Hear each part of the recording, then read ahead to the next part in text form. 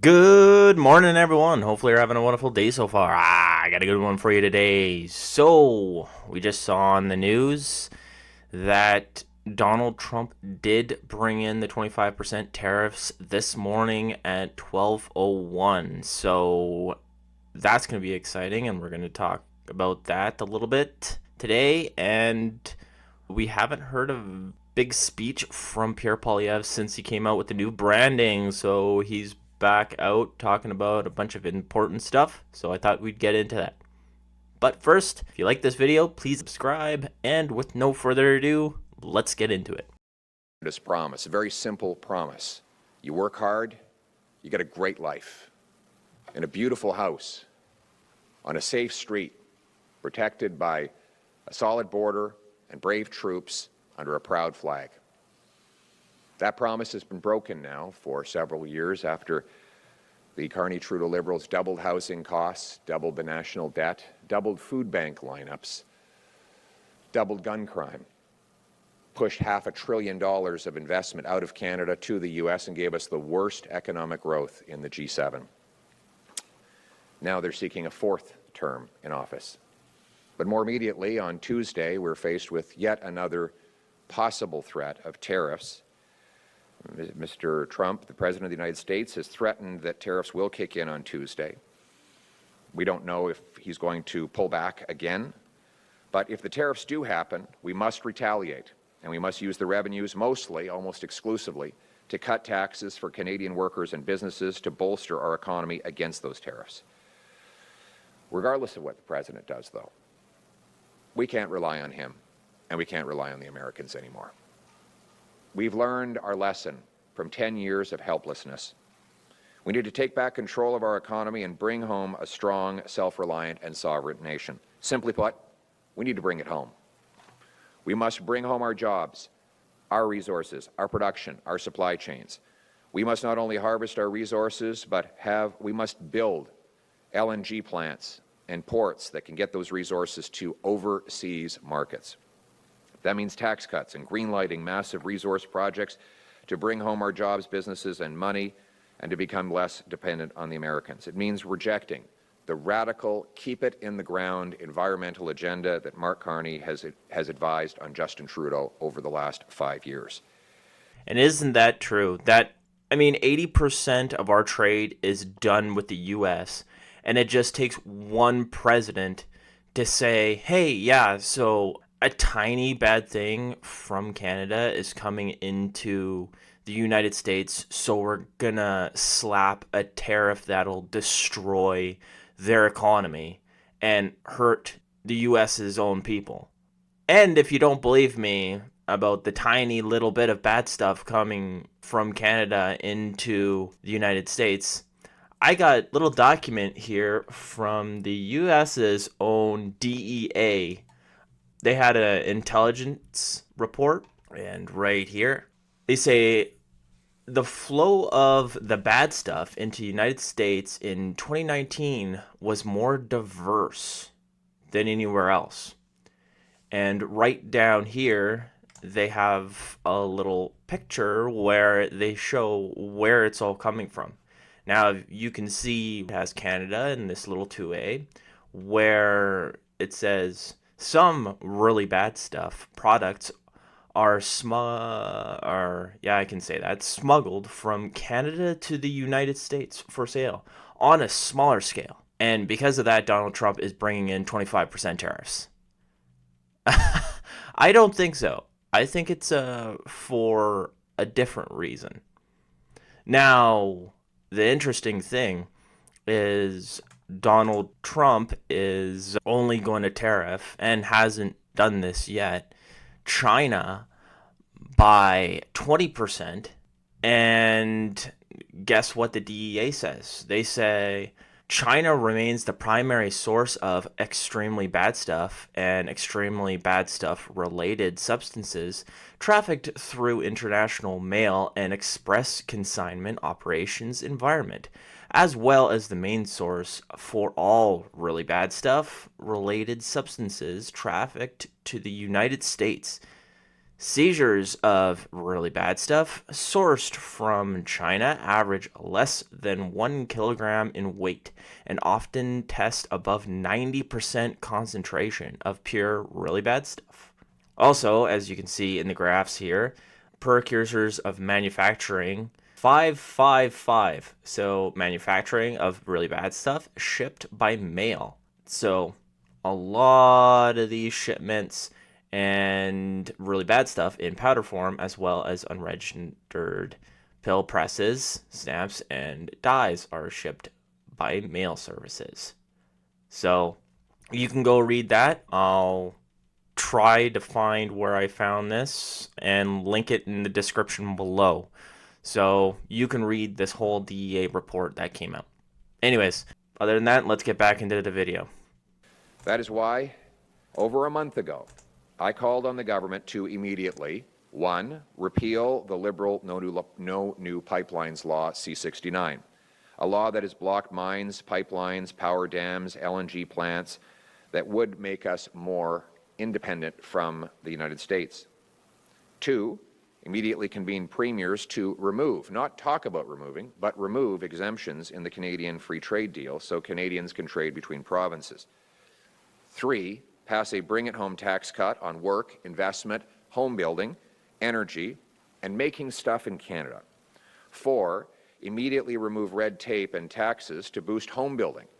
Wouldn't it be a wonderful way to help our beleaguered lumber business and our loggers to start building some homes? If we were to axe the federal sales tax and get a deal with provinces and municipalities to take their taxes off, we could build hundreds of thousands of extra homes, creating jobs for our tradespeople and boosting demand for our domestic lumber that President Trump is threatening and that President Biden already tariffed. But despite asking for all of these things over a month ago, nothing has happened. The Liberals have done precisely nothing in the last month to make us less reliant on the Americans. They shut Parliament so that we were not even able to pass any laws, or more importantly, repeal the devastating laws and taxes that they had originally put in place. Instead, Liberals have spent the last 3 months raising money for Mark Carney and fighting for power within their own party. So today... Yeah, isn't it interesting how Justin Trudeau is coming out all the time, like for the past, week, talking about what he's going to do if Donald Trump brings in these tariffs, and Parliament's prorogued, so he can't do anything. And for, what's it been? Almost a year, Parliament has been seized. No wonder the Canadian dollar is doing so bad, because we don't have a government right now, and the Liberals are more worried about getting a new leader than anything else. As we speak, the No New Pipelines Law, C-69, is still in place. All Liberal tax increases are still in place. Trade barriers within the country are still in place. The federal sales tax is still in place on new homes. The Carney-Trudeau Liberal policies that have doubled housing costs, doubled food bank use, doubled the debt, gave us the worst growth in the G7 and pushed $500 billion out of our country to the United States, all still in place. Speaking of pushing money out of Canada, we know that is exactly what Mark Carney did when he backed down to Donald Trump. On October 26, 2024, Donald Trump threatened tariffs against Canada to take our jobs. 6 days later, Mark Carney announced that Brookfield headquarters would move from Canada to Trump's hometown of New York City, giving Canadian jobs to Americans. And we all know, no matter what the corporate bigwigs tell you, that when the headquarters goes, the jobs and the money will follow soon after. Mark Carney did exactly what Trump wanted. He backed down and sold out our country when Canada was under attack. He did it while he was acting as Justin Trudeau's economic advisor. When asked why he moved the headquarters out of Canada, he said he had nothing to do with it, that the decision was made after he left the company in January. Yet documents show... Yeah, that's kind of interesting. A guy running for liberal leadership moved one of the biggest hedge fund company, or I can't I can't remember if it's a hedge fund company or actually I think it's a real estate company, sorry, to the United States and says it wasn't his decision. Pretty much he's helping out the United States, but not Canadians. And Pierre Poilievre is totally right. When the main office leaves, that signals that the rest of the company is going to leave. Because usually that doesn't happen. Usually it's like the head office stays in Canada and then it branches out to the United States. Show that the decision was made in October of last year at a meeting that he chaired, where the decision was unanimous, meaning he agreed with it. And then he recommended it in writing to his shareholders. Confronted about his falsehood, he now says he should have been more precise. But here's the thing. He was very precise. He said, and I quote, "The decision, the formal decision of the board, happened after I ceased to be on the board." Again, the decision, the formal decision of the board, happened after I ceased to be on the board. That is a very precise statement, precisely the opposite of the truth. The formal decision happened in October, 3 months before Mark Carney left, and he chaired the meeting. Now, he told this to all of you, the media here today. Let's digest that for a second. He sat at that mahogany table, grasping the gavel, and recorded the decision, which he agreed with, to move the headquarters to New York from Canada. And then just the other night, when you asked him about it, he looked all of you in the eye, and he said the board made the decision after he left the company, and he had nothing to do with it. Are you ever going to believe anything he tells you again? Don't you think he should come before you and explain himself? Mark Carney has to come before Canadians and explain. He needs to explain why he lied and why he sold out our country, why he failed to put Canada first when we were under attack. He needs to apologize to Canadians, not only for lying, but for putting his personal profits ahead of our country. Mark Carney put himself first instead of putting Canada first. We need action to protect our country and its people, to take back control of our economic future, and to protect Canadians from greedy corporate executives who would ship our jobs abroad, and to bring home the promise of Canada. We have a common sense plan to do it. Conservatives will axe taxes, we will build homes, fix the budget, and stop the crime. We will cut bureaucracy, consultants, corporate welfare, and foreign aid to bring down liberal deficits, taxes, and inflation. We will repeal anti-development laws like C-69 and rapidly greenlight mines, pipelines, factories, LNG plants, and other highly profitable projects. We will lower taxes on work, energy, investment, home building, and making stuff in Canada. We'll take the GST off new homes to build thousands of new places for young people to live. We will axe the carbon tax for real, for everyone, and forever. We will reject plans by Carney to bring that tax back. We will simplify our tax code so that our businesses spend more time hiring workers and serving customers and less time filling out forms. We will sell our natural gas in India and other overseas markets to displace dirtier forms of energy. We will actually confront Putin by displacing his energy dominance in Europe with Canadian natural gas, with LNG plants that will get the projects up and running and out the door so that we can bring home powerful paychecks for our people in this country. So the choice for Canadians will be simple. Do you believe? And that means we got to build pipelines to the coast from Alberta to BC, and we got to set up Energy East. We have to do that. The federal government has to do something with Quebec to get them to put a pipeline through. So there has to be something when they bring down these trade barriers, to just say to Quebec, hey, you can't screw over the rest of the country just because you want to, quote unquote, be green and take equalization from the provinces that rely on these pipelines. Hopefully the Conservatives will do that as well.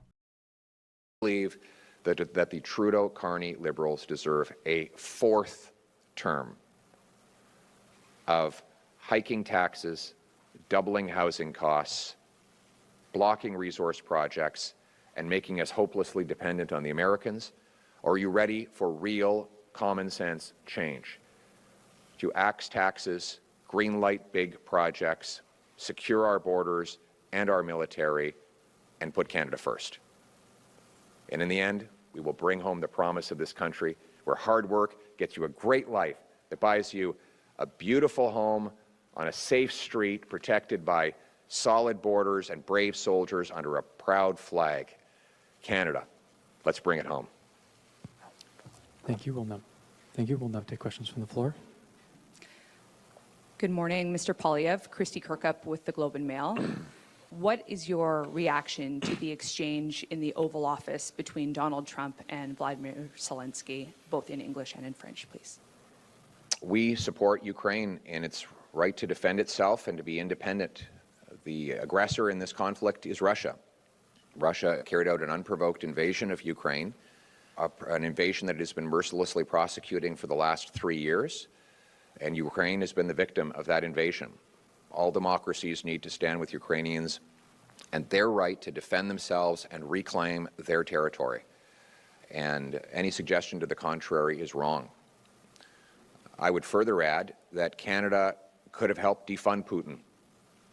We could have approved the Energy East pipeline, which would have sent 1 million barrels of Western Canadian oil to the Atlantic, where it could have been shipped to Europe. We could have approved LNG projects in Quebec and Atlantic Canada, as the Germans, the Ukrainians, the Greeks, and others pleaded with us to do. All of that would have broken dependence on Putin. But Justin Trudeau said there was no business case. He killed the Energy East pipeline, and Mark Carney supported him in killing all those projects. Bill C-69 makes it impossible to send our resources out of North America. So what we need to do is reverse this radical anti-Canadian energy agenda that Carney Trudeau have imposed and rapidly approve projects so that we can sell Canadian energy to displace Russia and turn dollars for dictators into paychecks for our people. En français. Yeah, I think we need to remember that Justin Trudeau said that directly to the Germans' faces, that when they were coming over here and begging for our oil and gas, he just denied them that, when that could be a boon for Canada. But Pierre Poilievre doesn't mention, which makes sense because he does need Quebec, that one of the big barriers to Energy East is Quebec itself and Quebec's government, not just the federal government. That's a quick caveat that you need right there. Our allies are calling for a coalition of the willing to guarantee the security of Ukraine. You talked about pipelines there, but what tangible military supports would your government provide Ukraine, and does it include Canadian troops on the ground? Thank you for your question. I haven't seen any such proposal. What I can tell you is that we've already supported, for example, giving missiles. We got a thank you letter from the Ukrainian military for the missiles that James and my shadow Minister of Defense identified, and then the government eventually accepted his suggestion to donate them. We also think that the best way to provide support is by selling Canadian energy, breaking the Russian monopoly that finances the war. Putin has total dominance on the European energy market because Canada, under Justin Trudeau and the Liberals, has said no. I wonder sometimes, if we had 1 million barrels of Western Canadian oil going to Europe right now, or 3 years ago, if we had thousands of cubic feet every day of natural gas going to Europe from Canada. Would Putin have been able to fund a 3-year-long war? I doubt it. But Justin Trudeau and Mark Carney said there was no business case for exporting LNG and oil. Both of them have opposed pipelines. They're on the record. Don't be fooled. The last-minute promises they make before elections are not even worth the promises, not even worth the paper they're written on. Only the Conservatives will repeal the Liberals' anti-development law and rapidly export Canadian oil and gas and other materials to break dependence on dirty dictators and bring home powerful paychecks for our people. En français. And isn't that the truth? You can't trust anything politicians say when they're in their election cycle, when before that they've been saying something totally different. Now, about sending weapons to Ukraine, honestly, I'm totally against it. Sending defensive things like vests and food and aid like that, I agree with. We should do that. But I think as Canadians, we forget how close Russia is to Canada. And we forget that there's a little thing called the Arctic Gateway, where if Russia gets really mad at us, they can come through there. The only thing blocking Russia from Canada is Alaska. And our military, pretty much, we can't even spend 2% on that, and yet we're sending weapons to the Ukraine. We gotta at least spend that 2% on our own military and keep those weapons, enough weapons for ourselves that we can actually defend ourselves before we give it to others. Thank you. Let's not forget, the question was, what are we going to do to avoid or address a future softwood lumber crisis? It's not a future crisis. It's a present and past crisis. These tariffs have now been in place now for 9 years. After Stephen Harper succeeded within 80 days of becoming Prime Minister in convincing George W. Bush to eliminate the softwood lumber tariffs and reimburse $4 billion of wrongfully collected tariffs, the tariffs went right back in under Trudeau, and for 9 years the Liberals have failed to have them lifted. Not only that, but Joe Biden doubled the softwood tariffs on Canada. All of this before Trump. So the Liberals then went on to sign a trade agreement with Trump that allowed the tariffs to stay in place. That's one of the reasons we're in such a terrible mess. I will fight for an end to these softwood tariffs, and I would activate American home builders and young families looking to buy homes and say to them, look, you're paying more because of this tariff tax on building materials. So if you want more affordable homes, call your congressman and your senator and tell them to get the president to drop these ridiculous tariffs. Finally, why not build some homes in Canada? There's nothing Donald Trump can do to stop us from building homes in Canada. That is a homegrown business, pun intended. So we take the GST off new homes. We incentivize municipalities and provinces to take their taxes off. Let's build hundreds of thousands of new affordable homes for our young families using Canadian softwood lumber. Thank you. Next question. And let's all remember how much Chrystia Freeland touts how well she did with that trade agreement with Donald Trump when those softwood lumber tariffs came in. But she said she did the best job ever. Good morning, Laura Osmond with The Logic. If you could please respond in English and in French. In your Canada First speech at your rally, you spoke about leveraging Canadian energy and our cold climate to power AI data centers in the context of the tariff threat. How specifically would you leverage those Canadian advantages in the context of a trade dispute with the United States? Well, the Americans need data, and data takes energy. These data centers are they're energy-eating beasts. As I said in my speech, an inquiry to an AI chatbot takes 10 times as much electricity as a Google search. Meta, Microsoft, Google, and other tech giants are all buying or building nuclear power stations so that they can power their data centers. The Americans cannot keep up with their own demand. We, on the other hand, have a surplus of electricity, and a surplus that we could massively expand if we were to repeal the anti-development laws. We could build natural gas power plants in Alberta. We could get the politics out of the Canadian Nuclear Safety Commission to speed up safe construction of both CANDU reactors and small modular reactors. We could produce even more hydroelectricity, and we could be paid hundreds of billions of dollars for that energy to power data centers. And let's make this the place to build them. If we have fast permits and clear rules, then the data centers can be built here, and that would give us more power. Imagine if the new gold, if the gold of the coming century is data, and we have it on our soil, then we're the ones with the control. That's what I mean when I say, let's bring it home.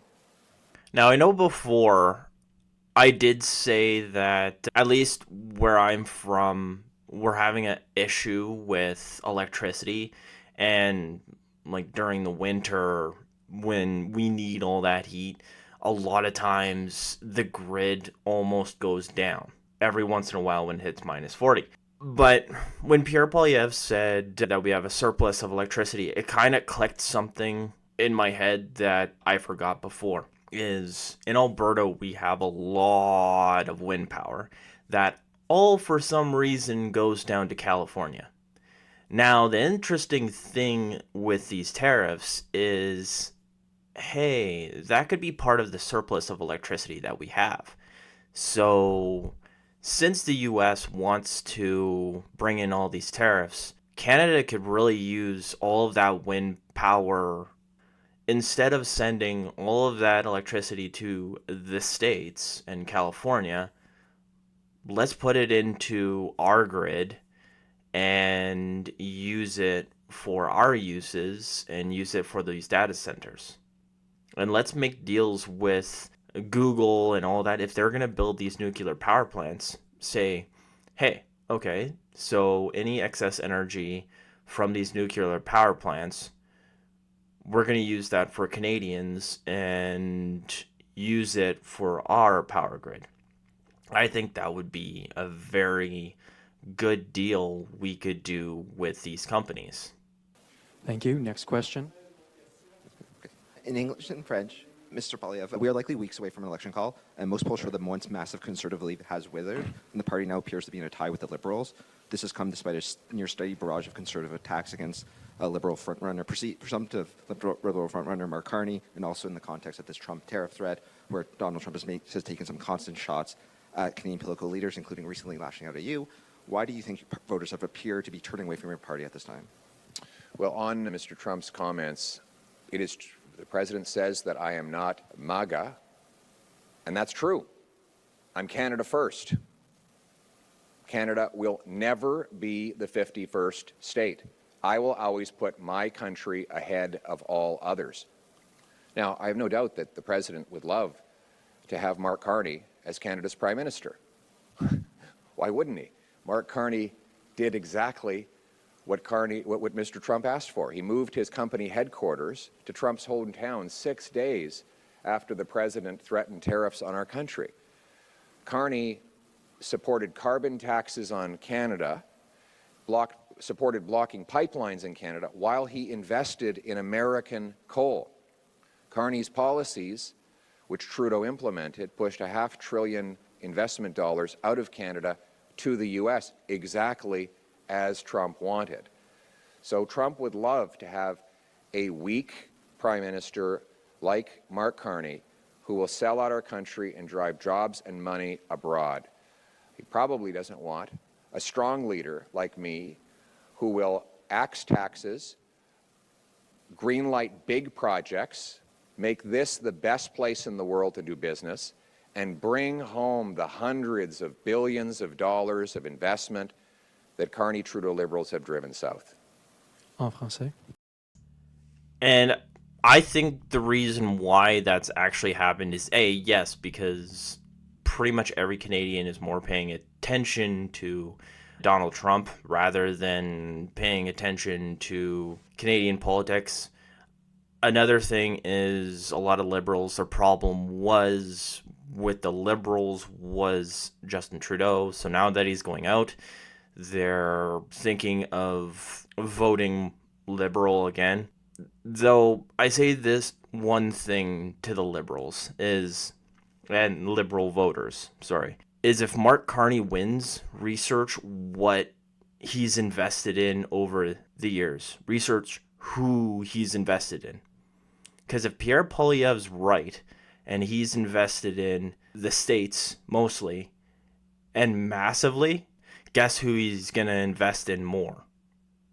The United States. We're seeing Liberals invoke Donald Trump's name in attacks made against you, both in Krista Freeland's interview and with Bill Maher, and some new political ads over the weekend. How helpful do you think this is for Canada when we're supposed to be deep in talks with the Trump administration over the tariff threats? I think the Liberals are trying to cover up the fact that they've been very good for President Trump. They've given Trump everything he's wanted, despite the song and dance the Liberals put on. Look at the facts.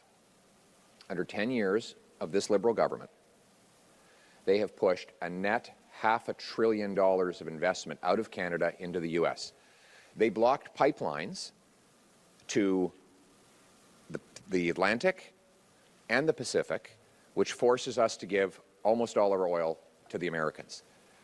They said that LNG plants did not have a business case, so now we have to give 100% of our LNG exports to the Americans for $4 when we could be selling it in Europe for $14.